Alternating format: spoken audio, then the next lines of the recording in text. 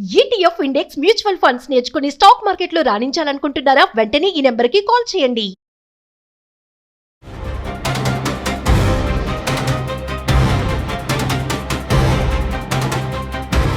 నమస్కారం అండి. నేను మీ నటి రవికుమార్ని. సుమన్ టీవీ వీక్షకులకు పునఃస్వాగతం. చెప్పాలంటే నాకు ప్రతిసారి కూడా ప్రతి వాళ్ళు మనకు పర్టికులర్గా మనకి తెలుగు రాష్ట్రాల్లో ఎక్కువగా ఉన్నట్టున్నారు మహిళలకి. వాళ్ళంతా కూడా ఈ టాపిక్ ఉండాల్సిందే అంటారు. నాకా నవ్వొస్తూ ఉంటుంది. ఎందుకంటే ఇది బంగారము, వెండి, ఎల్లో మెటల్, వైట్ మెటల్ ఇవి ఎలా ఉంటాయి, రేట్లు ఎలా ఉన్నాయి, ఎలా ఉండబోతుంది రాబోయే 3 నెలల్లో ఇది.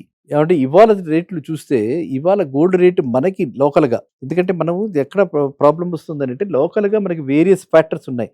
ఈ ఫ్యాక్టర్స్ ప్రకారంగా ఇవాళ 24 క్యారెట్ గోల్డ్ చూస్తే 1,44,600 రూపీస్ పర్ 10 గ్రామ్స్ ఉంది.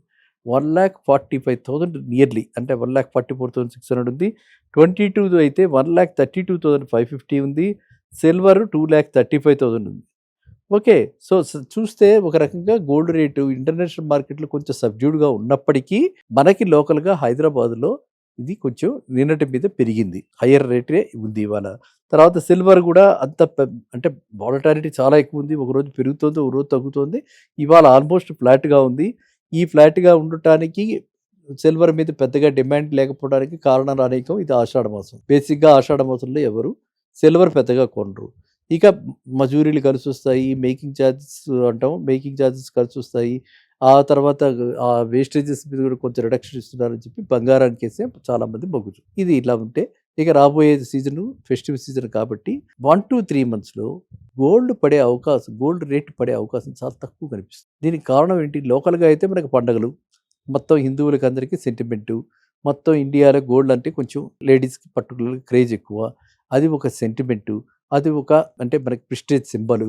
సో అది మనకి ఇదే కాకుండా దీంతో పాటు కొంచెం ఏమంటారు, ఒక రకమైనటువంటి మూడు సెట్ చేస్తుంది అనమాట. అంటే ఇన్వెస్ట్మెంట్ మూడు, లక్ష్మీదేవి వచ్చినట్టు, బంగారం కొంటే లక్ష్మీదేవి మన దగ్గరకు వస్తుందని, బంగారు రూపులు కొనటం, ఏదో ఒక రూపంలో బంగారాన్ని కొనుక్కోవటం, ఈ విధంగా చేస్తూ ఉంటారు. కాబట్టి ఇండియాలో ఖచ్చితంగా రాబోయే 2-3 నెలల్లో గోల్డ్ రేటు తగ్గే అవకాశం చాలా తక్కువగా ఉంది. ఇంటర్నేషనల్ మార్కెట్లో కూడా ఇప్పుడు చాలా చూస్తే ఇప్పటికీ కూడా ఏ మాత్రం కూడా వార్ అయిపోయినట్టుగా అనుకోవడానికి లేదు. ఇంకా కూడా యుద్ధ వాతావరణం అలాగే ఉంది. ప్రతిరోజు మనం థ్రెట్స్ చూస్తున్నాం. ట్రంప్ గారు థ్రెట్స్ ఇస్తూనే ఉన్నారు. ఇరాన్ వాళ్ళు కూడా ఏమి గివప్ చేయట్లేదు. వాళ్ళు ఎదురు తిరిగి వాళ్ళు కూడా ఫైట్ చేస్తున్నారు. సో ఈ విధమైనటువంటి ఈ బోర్డర్లో ఉన్నటువంటి ఈ అన్సర్టనిటీస్ వల్ల కూడా గోల్డ్ రేటు పెరగటమే తప్ప తరగట్లేదు. ఈ గోల్డ్ రేట్స్ ఇలా అన్సర్టనిటీగా ఉన్నప్పుడు ఏవైతే బ్యాంక్స్ ఉన్నాయో, బ్యాంక్స్ అంటే ఏమిటి, మనకి రిజర్వ్ బ్యాంక్ ఆఫ్ ఇండియా ఉన్నట్టుగా ప్రతి కంట్రీకి ఒక సెంట్రల్ బ్యాంక్ అంటారు దాన్ని. సెంట్రల్ బ్యాంకులు ఉన్నాయి. అన్ని సెంట్రల్ బ్యాంక్స్ కూడా గోల్డ్ కొంటూ పోతున్నాయి because of this war like situation. So ఈ గోల్డ్ కనుక రిజల్ట్స్ కనుక బాగుంటే వాళ్ళకి రేపొద్దున్న అవసరమైతే కంట్రీకే లోన్ తీసుకోవడానికి ఈ గోల్డ్ వాడుకోవచ్చు. కాబట్టి గతంలో మనకి పివి నరసింహారావు గారు ఆ విధంగా చేసి ఈ కంట్రీని బెయిలౌట్ చేశారు. కాబట్టి ఈ అనుభవాలన్నీ ఉన్నాయి. కాబట్టి ఎక్కడికక్కడ రిజర్వ్స్ పెంచుకుంటూ పోతుంటారు. ప్రతి సెంట్రల్ బ్యాంకు కూడా గోల్డ్ రిజర్వ్స్ పెంచడానికే ట్రై చేస్తుంటారు.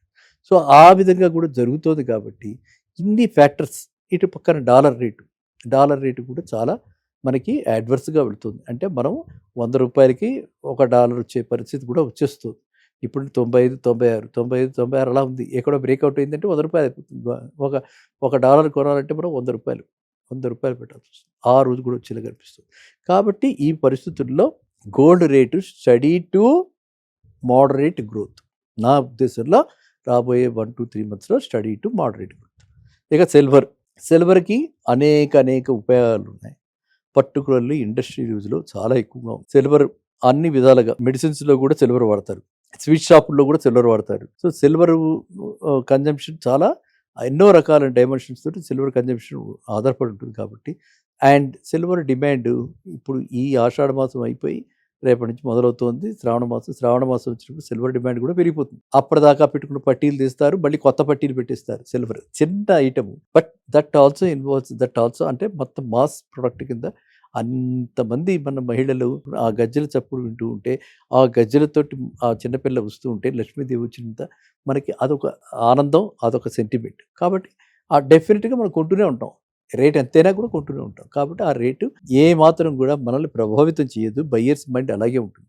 ఇది నేను చెప్పేది ఎప్పుడు కూడా రిటైలర్స్ వాళ్ళు ఎండ్ యూజర్స్ కొనుక్కోవడానికి వాళ్ళు పెట్టుబడిదారులు కాదు. ఇంకా పెట్టుబడిదారులు కూడా ఎందుకంటే స్పెక్యులేషన్ తోటి ఈ విధమైన డిమాండ్ ఎలాగో ఉంటుంది కాబట్టి రేటు పెరుగుతుంది. డిమాండ్ సప్లై కనుక తగ్గితే డిమాండ్ అలాగే ఉంటే రేటు ఖచ్చితంగా పెరుగుతుంది. సో డిమాండ్ అలాగే ఉండడమే కాకుండా డిమాండ్ ఇంకా పెరుగుతుంది. వేరే సప్లై అలాగే ఉంది కానీ రేటు ఖచ్చితంగా పెరుగుతుంది. ఆ ఉద్దేశంతో ప్రతి వాళ్ళు కూడా బార్ గోల్డ్ కొని 999 గోల్డ్ కొని వాళ్ళంతా కూడా 999 సిల్వర్ కొని వాళ్ళంతా కూడా హోల్డింగ్ చేస్తూ అలాంటి దాని మీద కూడా వాళ్ళు పెట్టుబడి ఎక్కువ పెడుతుంటారు. అండ్ నా అబ్జర్వేషన్లో కూడా నేను చూస్తున్నది ఏంటంటే గోల్డ్ కంటే సిల్వర్ ఎక్కువగా అప్రిషియేట్ అవుతుంది కాబట్టి గోల్డ్ కంటే సిల్వర్ ఎక్కువ కొంటున్నారు. ప్రస్తుతం గోల్డ్ కంటే సిల్వర్కే ఎక్కువ డిమాండ్ ఉంది. సిల్వర్లోనే ఎక్కువ ఇన్వెస్టర్స్ మొగ్గు చూపిస్తున్నారు. అందువల్ల మీరంతా కూడా ఎవరైతే ఎండ్ యూజర్స్ ఎవరైతే ఆభరణాల కింద వేసుకోవడానికి కొనుక్కుంటున్నారో వాళ్ళు కొనుక్కోండి. నిశ్చింతగా కొనుక్కోండి, రేట్లు ఏం పడదు. ఎవరైతే పెట్టుబడిదారులో వాళ్ళు కూడా ఇప్పుడు కొనేసేసుకోండి పెట్టుబడిగా. దీపావళి దాకా రేట్లు gold silver study to moderate growth ఇలాగే ఉండబోతున్నాయి.